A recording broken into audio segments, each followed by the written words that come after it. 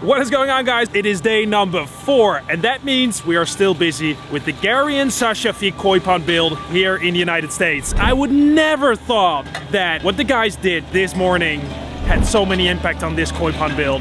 This 400,000 gallon koi pond. I don't have to explain to you. If you watch all the previous episodes, I'll put a link in the description. Go check them out from day 1 till day 4. And I think we can finish this koi pond in 1 or 2 more days. Let's get into it. Let's go check out the filter system. Let's go check out the status of the water feature, the waterfall, and all the other amazing things that are happening with this beautiful 400,000 gallon koi pond for Gary and Sasha V.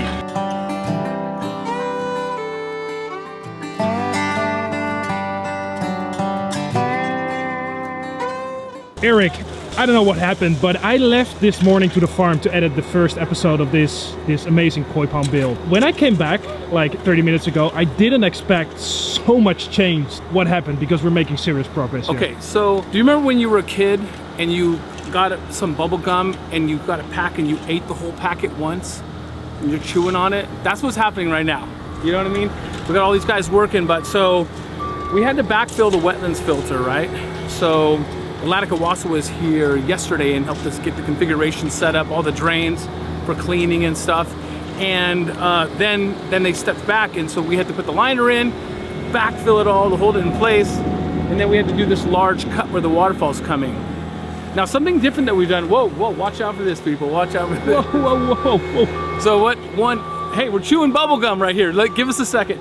So what happened was, the waterfall used to go straight this way. The house is over here. So from the house, you couldn't see the waterfall. So Larry's idea was to make this huge cut and just like turn the whole thing this way. So the waterfall will be facing the driveway and the house. And so that's one of the things that we're up against. So that was that cut. We used all that dirt to backfill all of this stuff, right? And so that's pretty much what we did today. It looks like a lot, but I feel like we're still behind schedule. You know, we got a lot to do. Well, let me first let you understand how it works, okay? There's 3 drains in the bottom of this filter that go off the cliff into the woods. And we're taking water from the pond and we're cycling it up here into this side.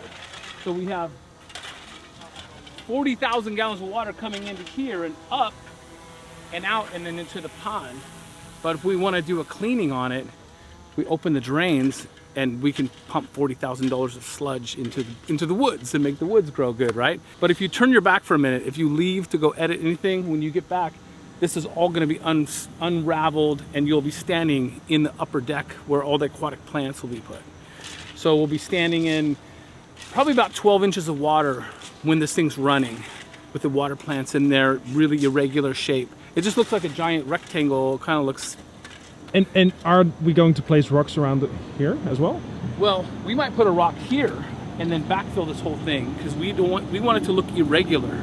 We don't want it to look like a big circle like it was when we started, and we don't want it to look like a big triangle or a rectangle, I should say, right? So we want this to be really irregular and make those plantings as such. We need room to backfill everything. This is pretty interesting. You don't see this very often. But we stacked concrete bags through here like a brick wall, right? And so you probably see them right here. Oh wow! But we shouldn't open that, or? No. Because once it gets wet, they'll harden off and they're all stacked, right? They're interlocked. So, you know, people might scrutinize this, but I need you to understand how this works. This is just a temporary thing so we get this backfill done so we can chew all this bubble gum at once. You know what I mean? So these are stacked up here. We put this large structural style rock. It locks in, it's interlocking. So this is all behind here, and then we backfill to it. Then we're gonna put a 20,000 pound rock right here. So it's all sandwiched in there. So we needed a place for our liner to interlock and overlap so we don't lose water. So the upper liner is going to come over here, the liner below comes up over here, and then we'll overlap them right here, like a roofing shingle. So we can take that water, put it in here. This will have a rubber liner that goes into the clay pond. See, so that's how we'll maintain all the waterproofing. And so this is going to be filled with huge boulders. Huge boulders, yeah. That is really insane. I remember there was a video online on Instagram about a guy who made in the woods a little wall. Is that the same idea? Yeah, that was Luke. Luke's Goldies, yeah. Oh, he was that, actually. Yeah, and it's funny because everyone was like, it's never gonna work. but we do it all the time, you know, in weird situations like this. And it's funny because after all the rains, Luke went back out to show everybody like it's working perfectly, you know, like brilliantly. So we have these insane boulders over here, and we're gonna place a couple more on this side. How many? Like 30. Oh my. Like there's only like 5 right here. Like 30 of those are all gonna go in here. Did you see the rock pile lately? No. Maybe they got more. So we're chewing lots of bubble gum. Someone probably brought more rock up while you were gone. Yeah. Wow, that is incredible. That's really insane. So this whole section, this whole upper deck will be all those big rocks. You got to think about scale. On a pond like this, it's 100-foot diameter or so. And if, you know, we only have 4-foot rocks up here, they seem big to you when you're setting them, but when you stand back and look next to the big, beautiful home and this waterfall, a 4 or 5-foot rock doesn't look that big here. So that's why we're pulling these 8-foot boulders out of the mountains over here. Do you think we get them in here today? A couple, at least. No, for sure we'll get a lot of them in today. I don't know if we're gonna have to come back and set a few tomorrow maybe. But I mean, we're gonna get the big framework done. Our goal is like, this thing's not gonna fill up and we're turning the waterfall on tomorrow. You know, this might take 2 weeks to fill. The goal is to get that beautiful structure set into place and collaborate with everyone and share the new techniques and such like that. And then leave Brian and his team, FFP, he's got an amazing team. They can fill in the gaps and wait while this thing's filling and do the edges and like finalize it with the finalize plants. the project. Yeah. So that's the big goal. It's incredible. One thing I wanted to show you is you're basically standing in the clay. That's the waterproofing. This is the clay right here, right? So you're in the clay, that'll be waterproof, and the clay stops around this section here. And we have a 1-foot differential from the clay to the earth. And that's why we're putting the liner in.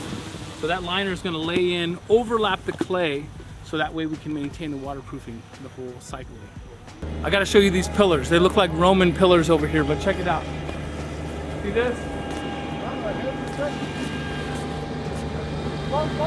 Because we dug everything out right here, we have to figure out where the water's coming through. So this gives us that structure. So this is concrete blocks standing up, or concrete bags. We'll set a giant rock here, touching the concrete, backed by that angular gravel to give it structure. And then the water's gonna come through here like a weir. Like, you know, like a small filter on a job, right? Where you do the waterfall weir, where, you know, this is like 20 feet across. And so big boulder here, we'll have the boulder sticking up in between with the water flowing over. Got that other Roman pillar right there, and that's where all the water's going to channel through. And if you can see the angle, which we're not going to show the house, but if you see the angle, you can see it from the driveway and the home. Most of the big boulders are out here. There's about 20 giant ones, and then there's, you know, 30 or 40 more good-sized ones. But there's one boulder over here that Sasha just had to have. He was like, this is rock I wanted. This has got to come from the woods. And that's why we got this massive machine. Because we were going to get that one, we might as well get more, right? So the problem is, it's breaking all the straps. Brand new straps. I wish I had a recording of it, because as it's lifting up, brand new strap. Like and they disappear like a bird. Like a bird hit him. Just, it's crazy. So we'll attempt it a few more times. If we can't do it safely, I don't know what we're going to tell Sasha. But which you one tell is him. it? Which one is it? You'll notice they're putting straps on all the big rocks, because it's very time consuming to get the rock strapped in the right fashion where you can pick it up and carry it into the place, right? So instead of having all this downtime each time we set one rock, we're getting multiple rocks ready to go, pre-strapped. We can just come through, pick them up, and take them up into location. Look at Sasha's rock right here. This is the one that he had to have. I don't think you understand the magnitude of this rock, because 5 feet tall, 5 feet deep, 8 foot wide. I mean, the amount of weight is crazy. I think, well, that's an 80,000 pound machine. So do the math. I mean, 2 tons is, 1 ton is 2,000 pounds. That's crazy. So this could be, I don't know. I don't like to think that it's 40 tons, but it's probably a good 30 tons. Yeah. You know, and the rocks are, the straps are, even though the straps are rated for about 37,000 pounds, we're still struggling. Yeah. Yeah. Maybe it also has to do because of the sharp angles. It's very angular and jagged. But that's crazy because we forget it's nature, but look how it has been shaped. Yeah. And it's interesting, he just was so infatuated with this rock. At first he thought, well, we don't need that bigger rocks. And then when we started pulling the big rocks, he found this one and said, I want that one too. And we're like, oh my gosh, we need a bigger machine. Yeah, I hope we're able. And in the background, they're lifting now the other one with the new straps, but that one is like... You think that one's small. You're up here, you're like, oh, this is a smaller I mean, rock? that one is 1/3 of the size of this incredible stone. It's unbelievable. That's like a 5x5 cube, pretty much. It is, yeah. Yeah, but this is 5x5 by 8. It's massive. Can you shoot it from above? Yeah, I will do some drone shots, of course. Be careful for your knee. Look at that. Yeah. Wow. I need to step back because Hand me that strap, please. that is crazy, Eric.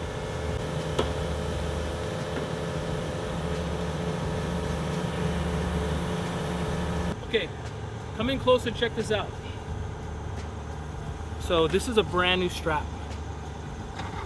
The first time we ever used it, it broke on this rope. Oh my god. So here's the capacity. 23,000 pounds in a basket mode. This is how we were lifting. 2 of these straps, 46,000 pound capacity. Snapped. We're not taking any chances. We got 3 straps on this one. Of course, some of our bigger, thicker straps are broken, but these are brand new capacity. Oh wow. This has gotten shape as well. Can I stand on the liner here? Yep. Great. This is going to be a water lily pocket. In smaller ponds and backyards, people will love water lilies. The beautiful flowers come up to the surface. Whether it's a dedicated koi pond or water garden, they all want the water lily. Some for it makes sense. But in this pond, we're not going to put some 1 gallon or 2 gallon or 3 gallon water lilies. We're going to put in a whole planter. So what we've done is we put this outline of giant rocks. And so imagine this is my pot. We make our own pot. So we set the stones in place where we want the contours, and then we put the liner in here so we can backfill it with some soil, and then we'll plant the water lilies directly in the soil. So they don't run and all over the pond and get in between the rocks. They'll stay contained exactly where we want them. And then there'll be times when we want to transplant or whatever, we can come in and work on this one little section. If you have to guess how much dirt we used and how much gravel we used, we're talking about tons, right? Yeah, oh yeah, thousands of pounds. I think we brought in 10, probably 50 tons of shoreline rock. Yes. And then probably 20 tons of that angular stuff. For the structure pieces, important to hold some of the big rocks in place. I mean, just right here, this is probably 3 yards of soil, like a dump trailer full of soil. I know it's hard to see on camera, but a whole dump trailer pulled in and put in a specific spot. We have it here, we have it across the pond, and then we have a lotus pocket that we're going to do over there as well. Epic.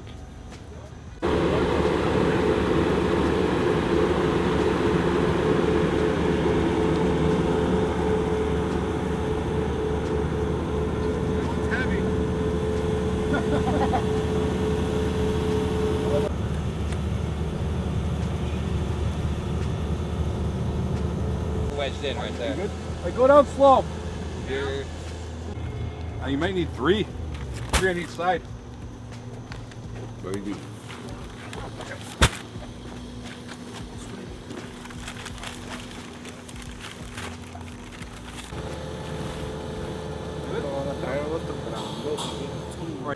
Live and rocking, Eric.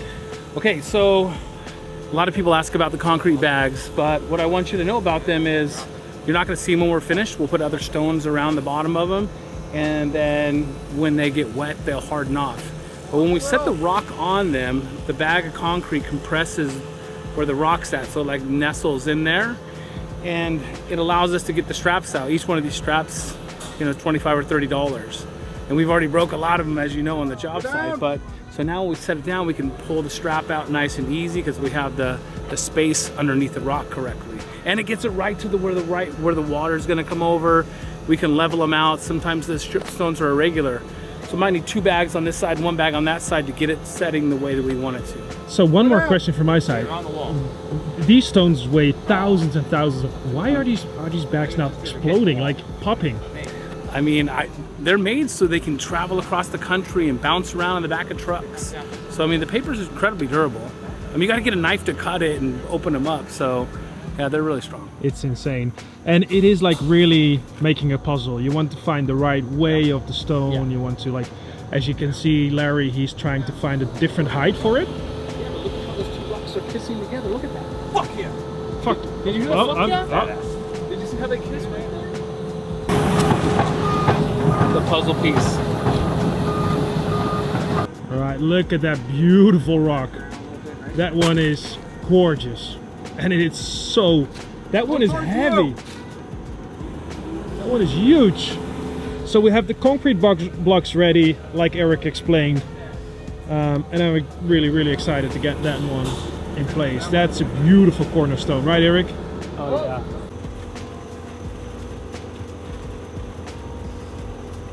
Right, now we can put something on that side.